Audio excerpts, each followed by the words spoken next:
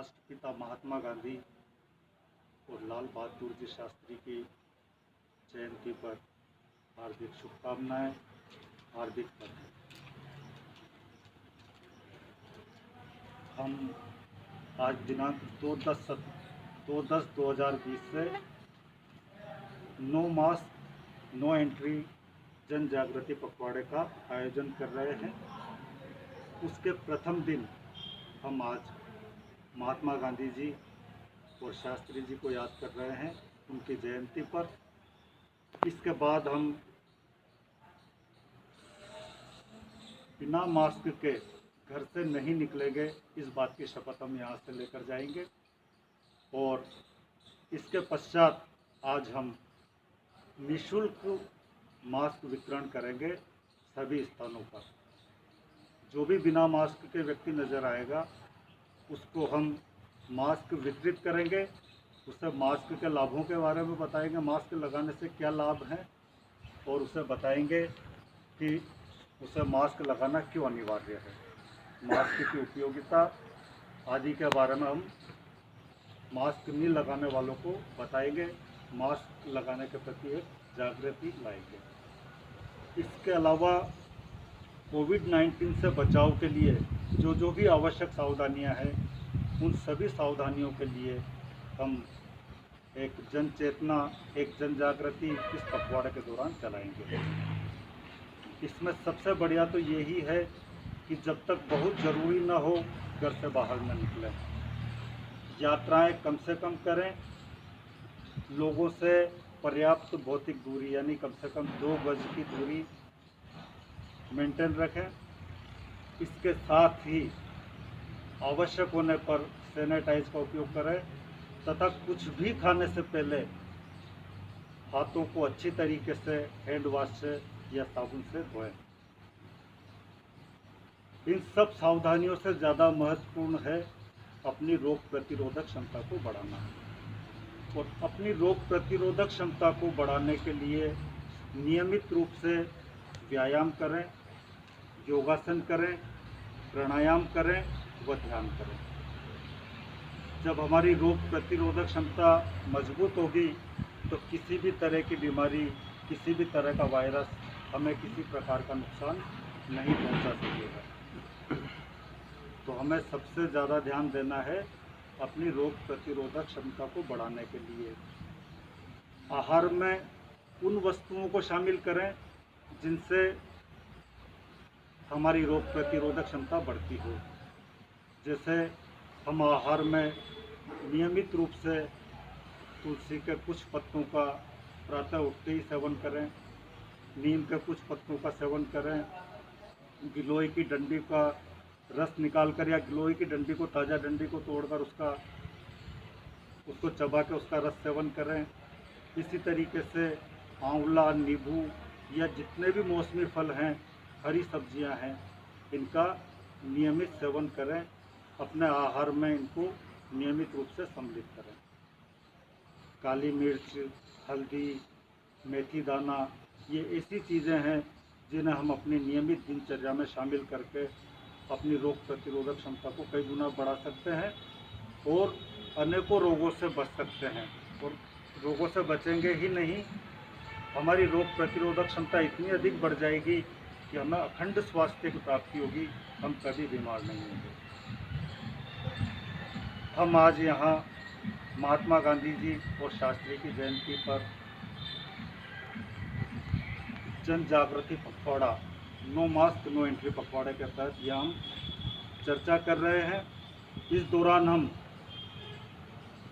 कोविड-19 से बचाव से संबंधित सभी सावधानियों का ध्यान रखते हुए इस चर्चा को कर रहे हैं।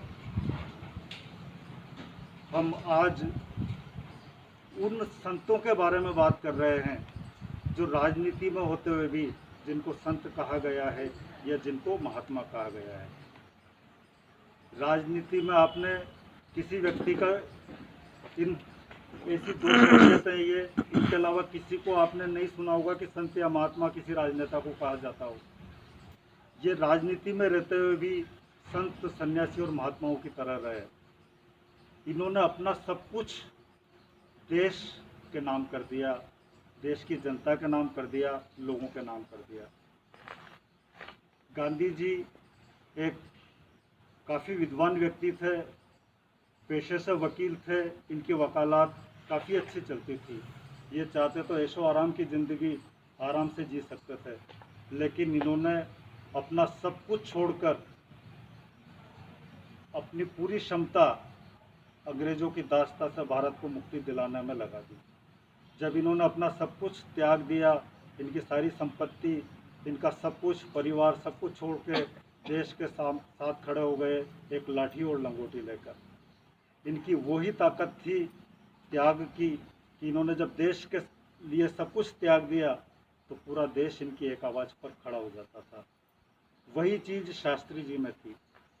शास्त्री जी चाहते तो प्रधानमंत्री बनने के बाद उनकी पीढ़ियों तक ऐशो आराम से जी सकती थी, लेकिन उन्होंने कभी अपने लिए कुछ नहीं किया, अपने परिवार के लिए, अपने लिए कुछ नहीं किया। सब कुछ देश के लिए सोचते रहे, देश के लिए करते रहे, देश के लोगों के लिए करते रहे। ऐसे संत, ऐसे महात्मा जब राजनीति में आते हैं तो निश्चित रूप से देश आगे बढ़ता है, समाज में पॉजिटिविटी आती है, सकारात्मकता आती है। हम इन महापुरुषों के आदर्शों को, इनके सिद्धांतों को, इनकी बातों को, इनके व्यक्तित्व को अपने जीवन में उतारें। जहाँ शास्त्री जी ने नारा दिया था उस जमाने में, जय जवान जय किसान, यानी जवान सीमा पर हमारे देश की सीमाओं की रक्षा कर रहे हैं अपने प्राणों की परवाह न करते हुए, वहीं किसान देश में अपनी मेहनत से सभी लोगों के लिए अन्न उपजा रहे हैं। जितना जवान और किसान का उस जमाने में महत्व था, उतना ही महत्व आज विज्ञान का है। उसके बाद आज जो नारा है वो है जय जवान जय किसान और जय विज्ञान। और महात्मा गांधी ने अपना सब कुछ त्याग किया। इनके उस त्याग के गुण की वजह से ये पूरा देश इनके साथ खड़ा हो जाता था। इसके अलावा इनके जो दो मुख्य सिद्धांत थे, सत्य और अहिंसा, इन्होंने शुरू में जब ये नादान थे तब इन्होंने असत्य भी बोला, हिंसा भी की, लेकिन जब इन्होंने सत्य और अहिंसा के महत्व को समझा तो उसको केवल ना पढ़ा और ना समझा, बल्कि अपने जीवन में पूरी तरह से उसको आत्मसात कर लिया। किसी भी स्थिति में जिस दिन से इन्होंने सत्य और अहिंसा पर चलने का व्रत लिया, उसके बाद से इन्होंने कभी असत्य नहीं बोला, कभी किसी प्रकार की अहिंसा नहीं की। यानी सत्य का मतलब है अपनी बात को, जो भी आपने देखा है, जो भी आपने वास्तव में महसूस किया है, जो भी वास्तव में घटित हुआ है, उसको उसी रूप में कहना, उसी रूप में बोलना, उसी रूप में लिखना और उसी रूप में उसे प्रचारित करना, ये सत्य है। और जब व्यक्ति सत्य का पालन करने लगता है पूरी तरह से, यानी असत्य को सोच भी नहीं सकता, हर स्थिति में सत्य को ही बोलता है, तो ऐसे व्यक्ति के मुंह से निकली हुई बात अकाट्य हो जाती है, वो घटित होके ही रहती है। ऐसे व्यक्ति का वाक्य अमोघ हो जाता है, यानी जो उसने बोल दिया वो होकर ही रहेगा। जो सत्य बोलने वाले होते हैं उनके मुंह से जो बात निकल जाती है वो घटित होकर रहती है। जो पहले संत महात्मा जो भविष्यवाणियाँ करते थे और वो अक्षरशः वैसी की वैसी घटित होती थी, वो उनकी सत्य की साधना है। हम पूरी तरह से नहीं तो कम से कम इतना तो संकल्प लें कि हम सत्य नहीं बोलेंगे, लेकिन कम से कम असत्य बिल्कुल नहीं बोलेंगे। सत्य को कभी भी छिपाने की कोशिश नहीं करेंगे। जो वास्तविकता है उसे उसी रूप में सबके सामने लाएंगे। इससे जहाँ हमें मानसिक शांति प्राप्त होगी, हमारा मस्तिष्क द्वंद्व से मुक्त हो जाएगा, वहीं समाज में भी एक सकारात्मकता प्रसारित होगी। इसी तरीके से केवल और केवल अहिंसा व्रत का पूरी तरह से पालन करने पर आपके सामने हिंसक से हिंसक जानवर भी अहिंसक हो जाते हैं। अहिंसा का मतलब है किसी भी प्रकार से मन कर्म वचन से किसी भी प्राणी को, किसी भी जीव को किसी भी प्रकार का कष्ट न देना, उसको मार देना या बहुत हिंसा, वो मारकाट वाली हिंसा तो बहुत बड़ी बात होगी। आप अपने वाणी से भी किसी को कष्ट न दें, अपने विचारों से भी किसी को कष्ट न दें, ये होता है अहिंसा व्रत का पालन।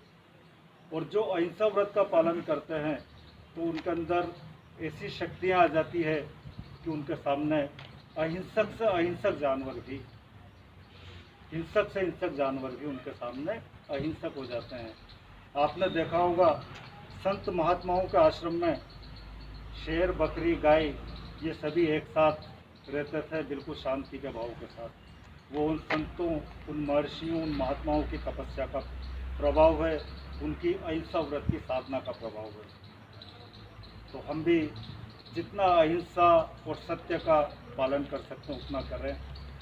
इनसे समाज की अनेकों समस्याएं स्वतः ही खत्म हो जाएंगी और साथ ही हमारी जो पॉजिटिविटी है, हमारी जो सकारात्मकता है, हमारी मानसिक और शारीरिक शक्तियां हैं, इनके पालन से कई गुना बढ़ जाएगी। जैन धर्म के जो महात्मा रहे हैं, सन्यासी रहे हैं, साधक रहे हैं, उन्होंने केवल अहिंसा व्रत के पालन से ही अनेक तरह की समस्याओं को खत्म किया है, लोगों को मानसिक शांति दी है और लोगों की अनेकों समस्याओं को केवल अहिंसा के रास्ते पर चलना सिखाकर उनकी अनेकों समस्याओं को खत्म किया है। तो अब आज इन महापुरुषों की जयंती पर हम संकल्प लें कि हम सत्य, अहिंसा, त्याग जैसे गुणों